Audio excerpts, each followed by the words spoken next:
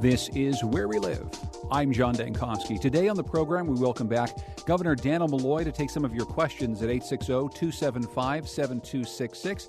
You can comment on our website, wnpr.org/where we live. You can always find us on Facebook and Twitter at Where We Live. There's a lot to talk about surrounding the state budget that we'll get to in just a few moments, but we're going to start by bringing in both the governor and also Mike Lawler, the Undersecretary for Criminal Justice Policy, to talk a bit about the Second Chance Society legislation and initiatives that the governor has put into place. First of all, Governor Malloy, welcome back to the show. Thanks for being here. It's great to be back. And also with us, again, Mike Lawler, Undersecretary for Criminal Justice Policy. Welcome back to the program, Mike. Morning, John. Thanks. First of all, Governor Malloy, we saw in Washington that the top Senate Republicans and Democrats have reached some deals on criminal justice reform.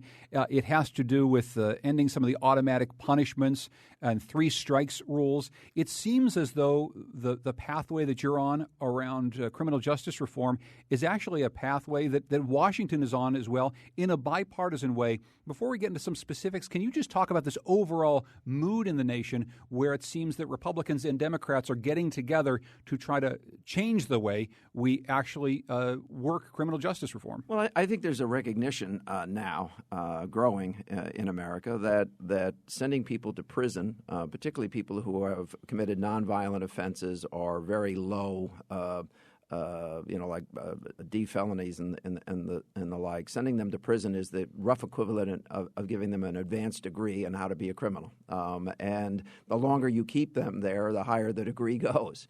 And so I think there's a desire to match services with people who are obviously troubled for one reason or another, frequently because of mental illness or drug addiction, match services as opposed to putting someone in jail where, quite frankly, things tend to spiral out of control, not get more control. That's number one. Number two, if we're going to spend $120 a night on somebody, which is what prison costs us in Connecticut, wouldn't it be better to spend that money on additional services? And so we're trying to redirect money in that direction as well.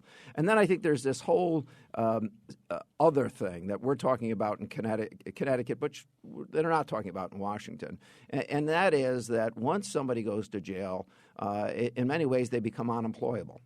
And that means that not only do we support them $120 a night, to pay for their room and board, but we may very well be supporting them for the rest of their lives in some fashion or another, because getting a job coming out of jail is pretty darn hard. Getting a student loan can be impossible. Getting decent housing might very well be impossible. That's a lot of people living in a relatively small piece of geography, Connecticut, the third smallest state geographically, that can't get the kinds of services they need and can't get the opportunities they need to turn their lives around. So, Michael, give us some specifics. When we've been talking about the Second Chance Society legislation that passed, where are we in the state of Connecticut, certainly in regards to other states that we may talk about? How are we leading the way? What are some of the changes that have already been implemented here in the state? Well, you mentioned the federal proposal that was just announced the other day. A key part of that is something that we started doing under Governor Malloy 4 years ago, which are the risk reduction earned credits for prisoners. You know, the feds already gave 15% off no matter what. Now, in addition to that, they're going to gear the additional credits to stuff that you actually do while you're locked up. So that's something that's been very successful here in Connecticut. It's part of the federal bipartisan bill. The governor's key proposals last year were, reduce the penalty for simple possession of drugs to a misdemeanor. That's a big change, and it just took effect last Thursday. Establish an expedited parole mechanism so that people who are nonviolent, no-victim offenders can get a hearing exactly when they should have a hearing. It used to be delayed for a variety of reasons, so we've added some more members to the parole board. And then finally, expedited pardons for people who have committed crimes where there's no victim, nonviolent. Number of years have gone by since they finished their punishment and they've done everything right. Allow them to have this taken off of their record so that they can really become employable in the future. We all know how difficult it is to not just find a job, but to find housing if you have a felony record. And those are things that are going to change in a big way. Are we already starting to see some tangible results out of some of these changes, do you think? Well, yeah. I mean, crime is down significantly. The governor was just announcing last week that the FBI pointed out we were the biggest drop in violent crime in the country 2 years in a row. I mean, there was a couple of states ahead of us, but, Vermont, New Hampshire, very small states. But, I mean, these are huge changes over time that are kicking in, especially in violent crime. There's a lot less crime, a lot less recidivism, a lot fewer people getting arrested, a lot fewer people going into prison, especially among the youngest offenders. And, Governor, I think that's an important point, is we're seeing the crime rates drop, specifically the violent crime rates. In many ways, if you look at it through the lens of 20 or 30 years ago, we might think of this as counterintuitive, right? We're trying to keep people out of prison, and yet we're seeing a reduction in crime. It looks like a lot of what you're trying to do and what some other states are trying to do is really working right now. Well, I think it's true, and I think it's some of this is common sense. I think if you talk to people who have kids, have raised kids, they all wish they could lock them away when they turn about 16 and pick them up when they're about 23. And so if we put extra effort into making sure that mistakes made by that age group don't lead to a permanent scar on their record, we should not be surprised that those people turn themselves around. They get they get their head together and they live good lives. And so putting more work into services and trying to resolve issues that may be causing confrontation in a young person's life when they're 17 or 18 or 19, we shouldn't be surprised that once we get them through that, they actually have a fairly normal life. We're talking with Governor Dannel Malloy and also Mike Lawler, his Undersecretary for Criminal Justice Policy, on the program. We're going to take your questions for Dan Malloy in just a moment at 860-275-7266. We'll be talking about some other issues later, but we wanted to talk a bit about some of the Second Chance Society legislation and initiatives that the governor and Mike Lawler have put into place. I guess I'm wondering, Mike Lawler, if we can talk a little bit about how this drop in crime and how this new effort to try to keep people out of this prison pipeline that we've had for so long, how this kind of lines up with or maybe rubs up against some of the issues that we've seen in Connecticut cities over the course of this last summer. Hartford, right here where we're sitting, has had an unusually high spike in murders and homicides, gun-related incidents over the course of this summer. I guess I'm wondering how you feel some of the things you're working on right now might address or help to address some of the issues that we're seeing in a city like Hartford. Well, Hartford really stands alone in this spike that you've just described, and it's just in the context of shootings and homicides. Other violent crime in Hartford actually is down this year compared to last year. New Haven and Bridgeport are actually down where they were the last couple of years, which is at historically low numbers. The governor convened all of the key people from Hartford, from the feds, the FBI, the U.S. Attorney's Office, et cetera, and all of our state agencies at a meeting just a little over a month ago at the Emergency Operations Center, and people came up with a strategy. We've sent them a lot of additional resources from the state into Hartford. The feds have done the same. And in the last 2 or 3 or 4 weeks, you've seen a noticeable change. But if you took Hartford's up 16 murders above where they were last year. If you took those 16 out of the equation, we'd be down 20% statewide in Connecticut. New Haven and Bridgeport are doing extraordinary things down there with historically low numbers of shootings and murders. You know, you were mentioning the age of some of the people that need to be targeted, Governor, this younger age range. One of the unusual things we've seen here in Hartford is actually a lot of the crimes being committed by people in a slightly older age cohort. Not too many years ago, we saw a lot of young people with guns doing crime on the streets of Hartford. Now that seems to be changing somewhat. I don't know how closely you're looking at that, but that seems to be one of the different patterns that we've seen in the city that I know city residents are looking for some help on. Yeah, we're mapping that. Frequently in those cases, there was a gang-related there was a relationship. And certainly a lot of these incidences of shootings have occurred around drug transactions. So turf wars are tough, and reprisals are big. And I think that quite frankly, some mistakes were made in Hartford that needed to be resolved. We stepped in, tried to help them get those resolved. I think they're making progress.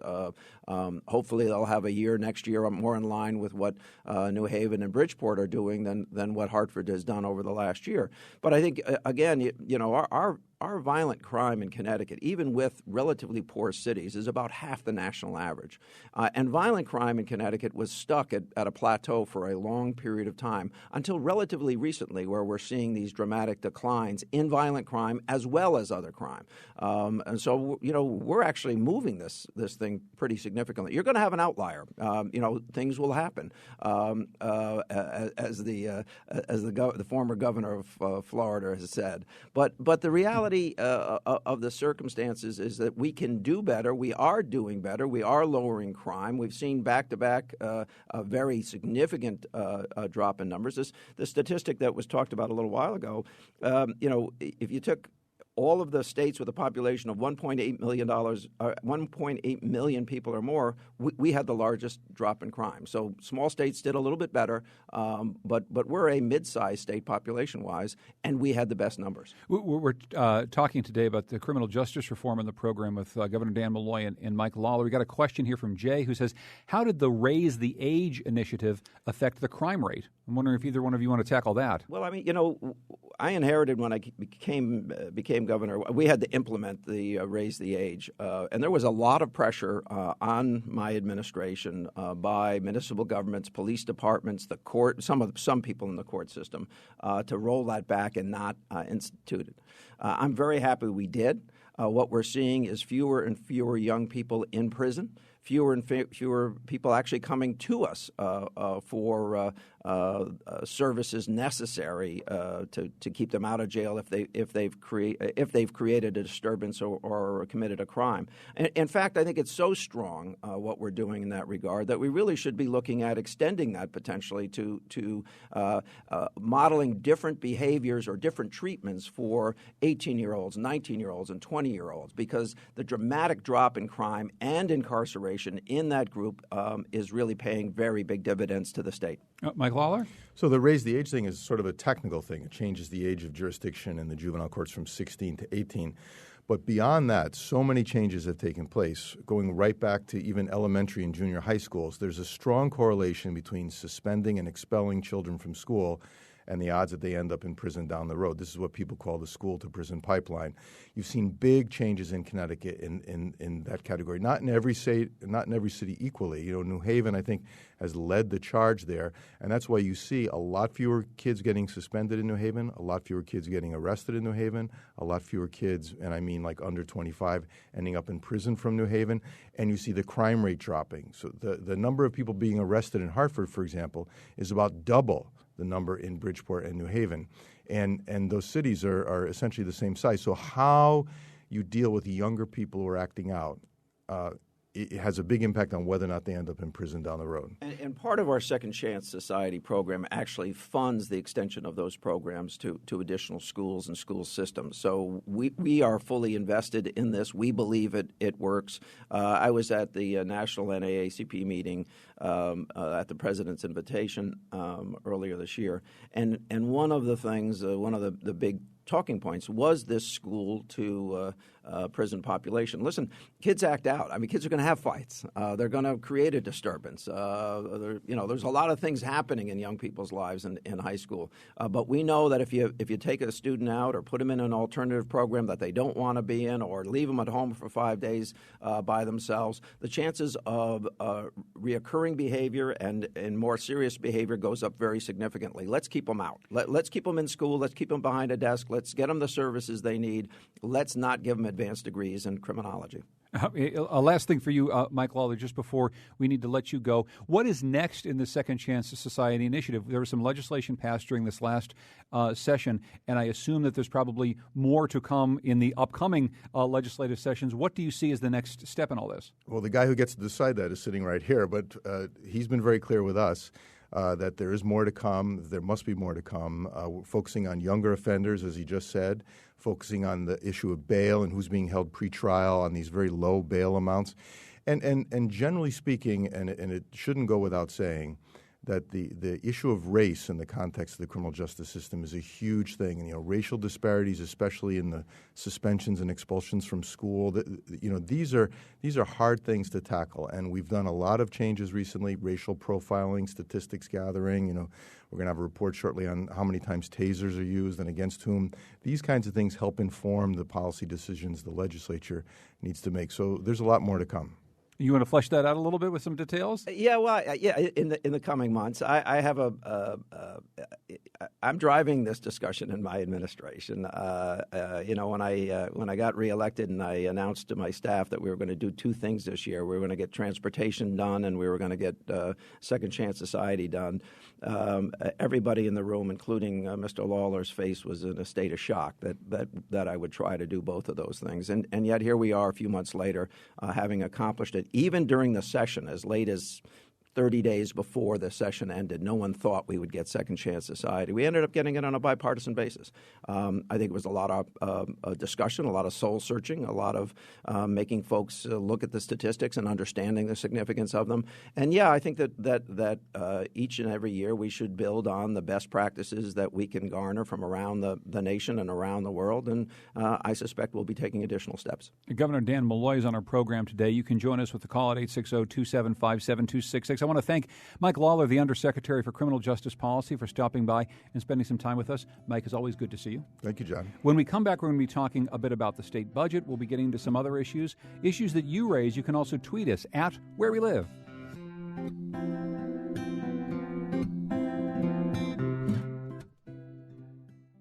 This is Where We Live. I'm John Dankosky. Today, we're visiting with Governor Dannel Malloy. We'll take some of your questions in a moment at 860-275-7266, talking about a wide variety of issues facing the state. We've been talking about criminal justice reform off the top of the program. I want to turn to the state budget. And, Governor, just recently, your administration announced a series of rescissions, about $100 million in cuts. It's a small amount of money when it comes to the entire state budget, but an awful lot of people who are in support of state hospitals and some social service programs are concerned. We'll talk about some of those concerns in a moment. But first, I guess I'll ask you, so quickly into a new fiscal year, why these rescissions?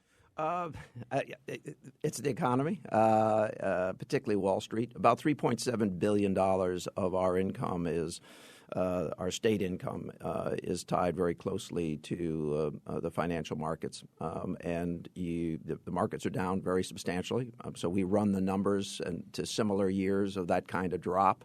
Volatility is very high, and we're not going to lose $3.7 billion in funding, but some number of tens or hundreds of millions of dollars are actually going to be lost because of the downturn on Wall Street. So I think we're taking appropriate early steps to protect the state's financial condition, and that's what we're attempting to do. And I don't think you have to be a genius to recognize it. I think there are a lot of people who want to deny it, that these cuts are necessary, but the reality is we're making the best judgment looking at these statistics. And so when the market's down 1,000 points, it has an impact on your income. A worry might be that this could be the first of several cuts like this as we see the economy, maybe Wall Street, not rebound the way we'd like. Is that a concern? Is that a worry? I mean, sure. I don't have a crystal ball as to what Wall Street's going to do, and it looks like they'll have a good day today, and they had a good day last Friday after a 200-point drop at the opening. But, if you look at where we are in the calendar year, a recovery in that marketplace between now and the end of December such that people would be selling and recognizing gains is highly unlikely. So there's probably a bigger downside than there is an upside, but we're going to watch that and model it to the best of our ability. It's interesting. Last year I was criticized for not making cuts early enough. This year I'm getting criticized for making cuts too early. And quite frankly, I think the conditions that are presenting themselves this year are more serious than they were last year. Well, I guess one of the criticisms that you have been getting, and this is from both sides of the aisle, frankly, has a little bit to do with not just the timing of the cuts, but the manner in which they're being cut in this way that you have every ability to do in rescissions. Have you given some thought to calling back the legislature to a special session to allow them to address some of these budgetary issues in maybe a more holistic way? I have what I have said is I'll have serious discussions with people who have serious ideas any day of the week. I like discussing those serious ideas. I urge people to put those ideas on paper or make public announcements.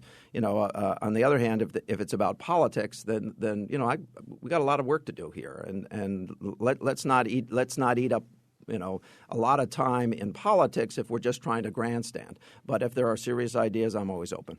One of the ideas, of course, that we're hearing even from Democrats is that the state hospitals took a big hit here, and there is some worry about the impact on hospitals. Certainly some on the Democratic side have said they worry about, even though there's small overall cuts, there's still substantive multi-million-dollar cuts to some of the social service programs in the state. I guess I'm wondering how to address some of the people in your own party who are saying that these cuts too directly impact patients in Connecticut, people who are some of the least advantaged in our state. Well, I think if we talk about the hospitals, let's remember there's 29 hospitals. All but 3 of them made money last year. Collectively, they made $916 million. Let's just remember that. So when it comes to social services, where we have been much lighter, we've been much lighter in those touches or in those reductions, taking into consideration how much money we actually think will in fact be spent in those areas, and how much money can be spent. And we've asked our commissioners who provide those services or oversee the provision of those services to do everything in their power to make sure that they're bringing those budgets in alignment with expectations while providing the highest level of services possible. Nobody likes to make cuts. I think that's been an issue in Connecticut for a long period of time. I think it was very interestingly demonstrated by the Republicans last April 27th when they took my budget, basically put every cut that I made in the budget back into the budget and said, oh, by the way, the governor should find $600 million in savings somewhere. That was the rough equivalent of setting the House on fire, because the Democrats said, well, if the Republicans say we should put every cut back in, well, then I guess we should do it. But both sides say that we need to exercise some control. I'm trying to bring that to the discussion, that we should do our best not to overspend. I'm trying to have that discussion and make the appropriate adjustments, and that's what they are at this point. But back to the hospitals, let's not forget that cumulatively $916 million in profits. And you've talked about the CEO pay. This is certainly something we've addressed on our program here quite a bit, that the people who run the state's not-for-profit hospitals make an awful lot of money. Do they make too much money, the top executives? I think that's an individual judgment that citizenry or the boards can make. I mean, I think making $3 million in a quote unquote not for profit's a lot of money. But if that's do I think it's a lot? Yeah, I think it's a lot. We've had a lot of talk actually about hospitals and for-profit companies coming in and running our state hospitals. I mean, are they essentially for-profits at this point? I mean, should we really seriously think, if we talk holistically about changing anything, whether it's Second Chance Society or the way we do transportation in the state, should we really think about the way hospitals are run in a bigger way? I think that is what's evolving in the United States in the discussion. Not that we're going to treat them all as for-profits, but the more they make themselves like a for-profit operation, then they should expect further scrutiny. I think that's a reality. We went from funding hospitals about $750 million to $1.7 million in about 8-year period of time. In essence, squeezing out a lot of support for those other services, the aid to the retarded, the folks who own homes for those with cognitive disabilities. They were all living out about 1% a year. Hospitals came in and ate about $1 billion more in the budget. And what I've simply said is, listen, this model doesn't work. We can't do that year after year after year. And by the way, we didn't change the Medicaid reimbursement rate. What we're talking about is a supplemental payment on top of what we pay for the actual care to organizations that had $916 million in profit. Now, they don't call it profit because they're not for profit. So maybe we can. That's how much more money they had in the account, as opposed to a deficit of $916 million. Yeah.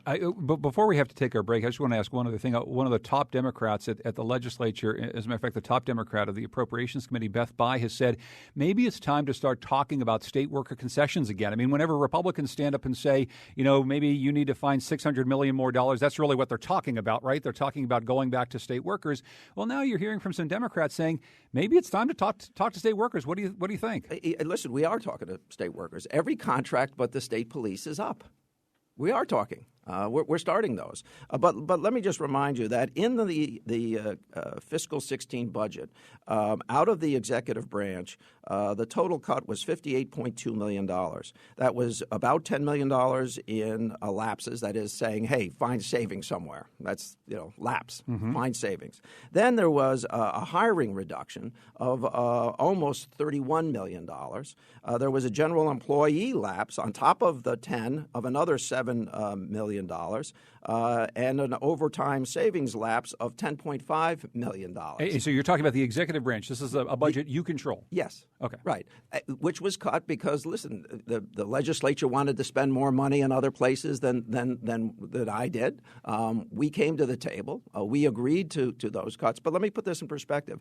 That's the elimination of about 700 jobs in state government. We lapse we see a retirement and changeover of about 1,000 jobs. So we're pretty much in a freeze. Now we'll probably fill about 250 of those positions because simply we have to.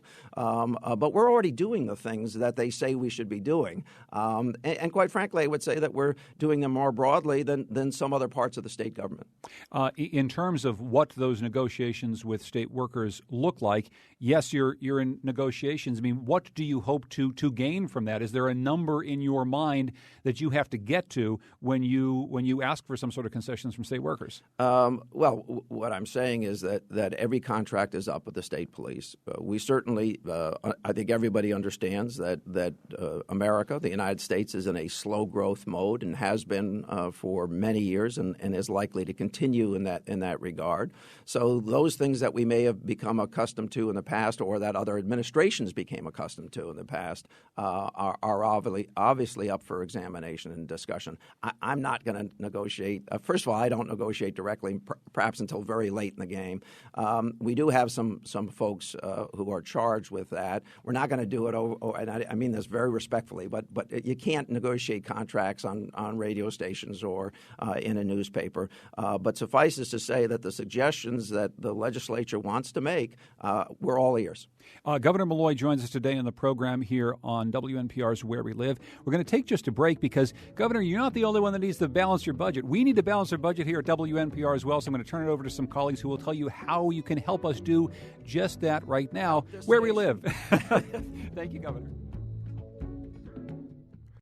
This is Where We Live. I'm John Dankosky. Coming up on tomorrow's show, a New York Times op-ed over the summer drew attention to Yale University's endowment and how the money is spent. The report found more was spent on private equity fund managers than on students. This has prompted renewed debate and criticism over big endowments at big universities. That's our conversation tomorrow, Where We Live. Today, we're joined by Governor Dannel Malloy, who's back with us in studio. If you want to join us, 860-275-7266. Again, 860-275-7266. Got another segment to take some of your questions here. You can also find us on Facebook and Twitter at Where We Live. We were talking about the state budget earlier, Governor. At least one Democrat who wants to make sure that social services aren't cut said, maybe the new transportation plans that you have that you wanted to fund, maybe that's a place where you need to do some cutting. I know that you want to invest heavily in transportation. I guess I'm wondering if you can address that issue of making sure that your transportation initiatives are funded moving forward as we have to make other cuts to other parts of the budget.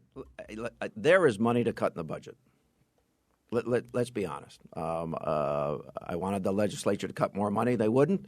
There is money to be cut. And for every cut you make, there's going to be people who complain. But the world won't come to an end. We could do this. We can get this job done. I don't think there need to be sacred cows. But if they're not going to be any sacred cows, that means no one can have sacred cows. So let's have those discussions.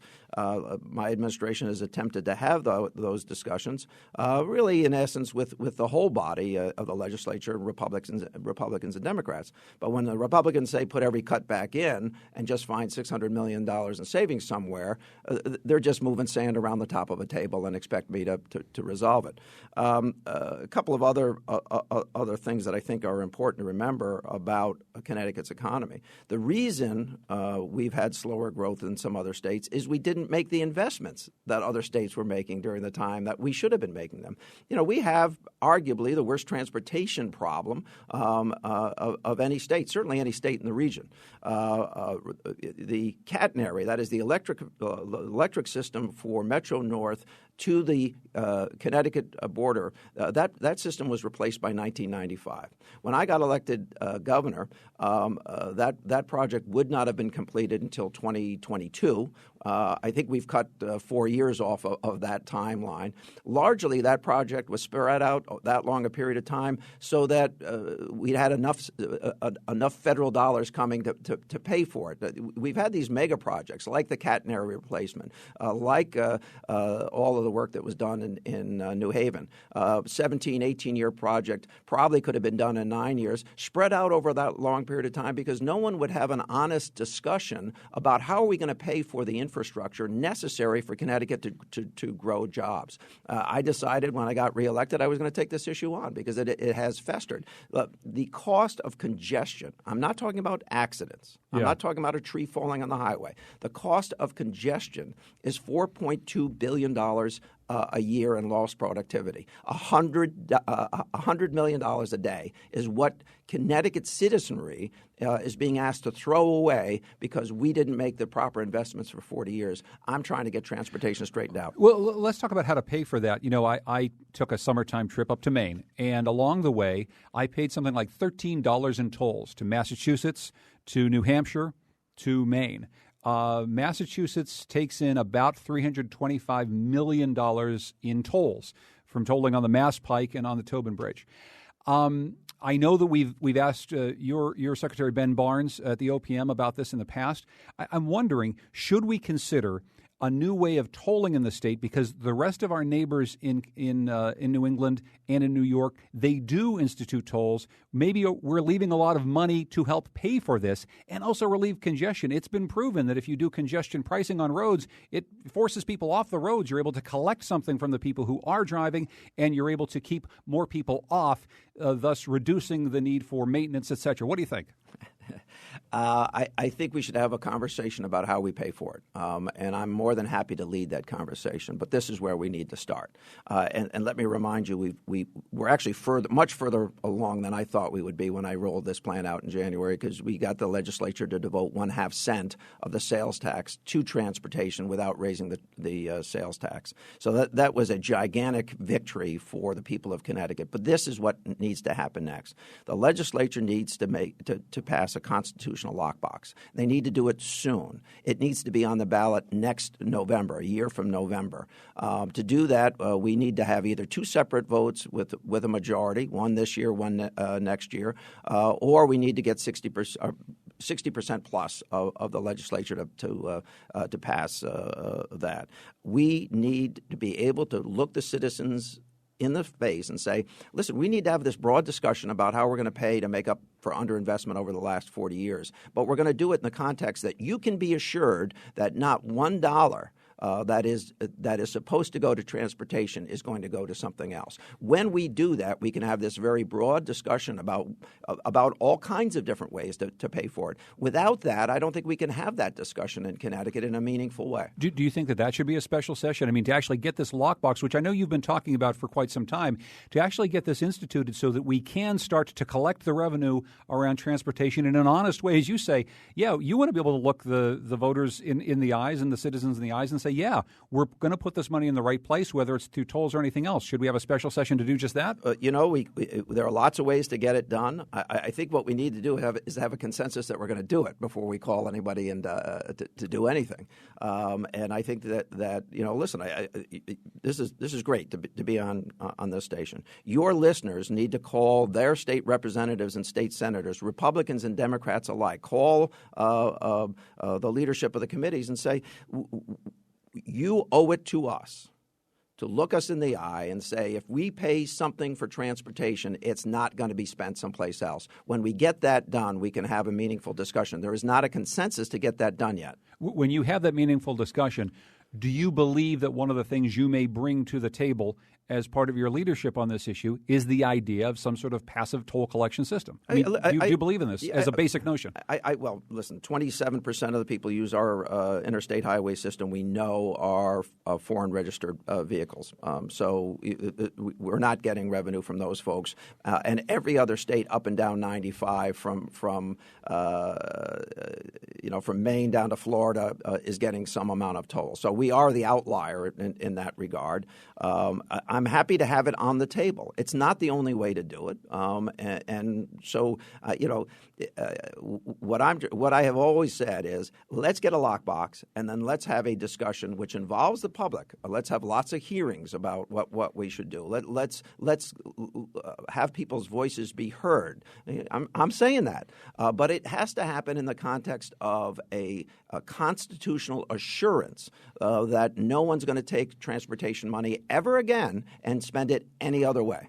I want to talk to you about a really important municipal issue, an unusual, to put it mildly, race for mayor of the city of Bridgeport. Bill Finch, the current mayor of the city, lost in a primary to Joe Ganim. He is, of course, the former mayor who spent some time in prison on corruption charges. He won the primary. Bill Finch has essentially stepped aside and said, I'm not going to run in November, in part because he didn't have a ballot line, but he's thrown his support behind Mary Jane Foster, who is going to run an independent campaign. Are you supporting anyone specifically in the race for mayor of Bridgeport? Not at this time. I know the candidates. I know Mary Jane very well. She didn't do well in the primary, but she was running against two other folks, perhaps in a smaller field she can do better. I think, I'm going to watch that race. I'm going to see what goes on. But at this point, it's obvious I've not endorsed any candidate. Are you comfortable with the notion of Joe Ganim running the city of Bridgeport, such a large and important and in many ways troubled city, a city that's going to need a lot of state help, a city that's going to have a lot of money from various sources flowing through it? Are you comfortable with the notion of Mayor Joe Ganim in Bridgeport? Well, as you're aware, I have not endorsed his candidacy, nor did I in the primary. And it is an unusual circumstances that someone who has gone to jail because, in essence, they stole money from the public won a primary. But that's apparently what people in Bridgeport decided they want to do.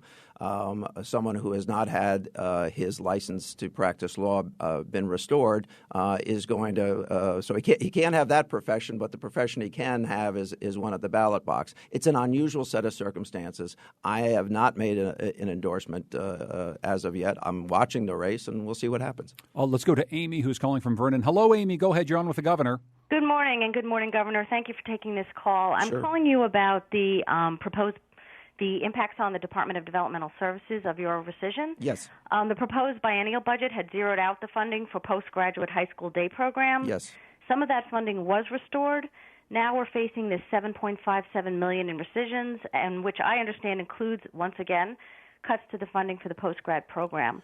And I wanted to ask you what your rationale was for continuing to decrease funding from DDS, and what are the prospects for funding for the postgrad high school program? Well, I'm not sure that we've my actually... My daughter, who has intellectual disabilities and severe autism, she needs a chance to grow. Sure.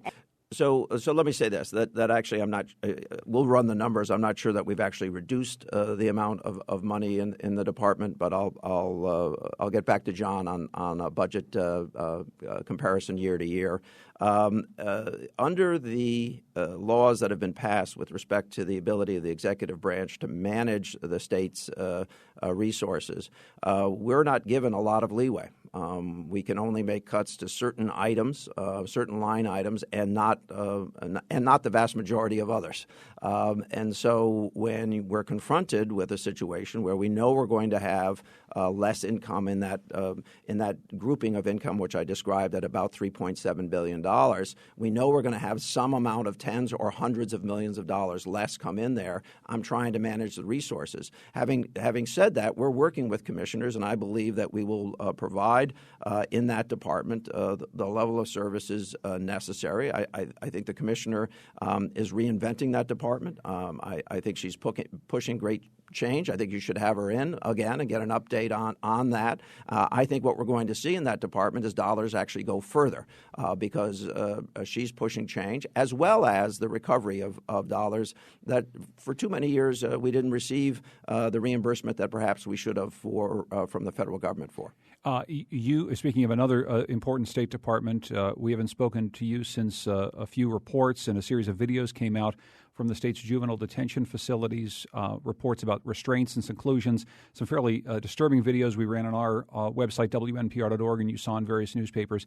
I guess, first of all, Governor, I'd just like you to react, if you would, to what you've seen having to do with the Department of Children and Families and these juvenile detention facilities for young people in just the last few months. Well, let's remember that the taping of those, in many instances, is as a result of a policy that my administration put in place so that we can actually track that kind of behavior. Let's also point out that the number of children at that institution has been lowered dramatically, and we have plans to lower it even further. Let's remember that I would not have built that particular facility, and in fact, that was tied up with a piece of felonious activity by one of our prior governors as well. Speaking of people who've gone to jail, anyway, please continue. So we're doing the best we can. But let me also point this out, that the hardest job in America is not being governor, and it's not being mayor or superintendent of schools or police chief. It's being the person who's the head of DCF, because you know that there's just so much conflict. There's so much going on. There are so many young people who are at risk that no matter what you do, there are going to be problems. What I think we need to do is continue to go down the road that we are, and that is to have as many of our young people remain in state and not in institutions as possible. And that's where we've made tremendous success. And I think to some extent,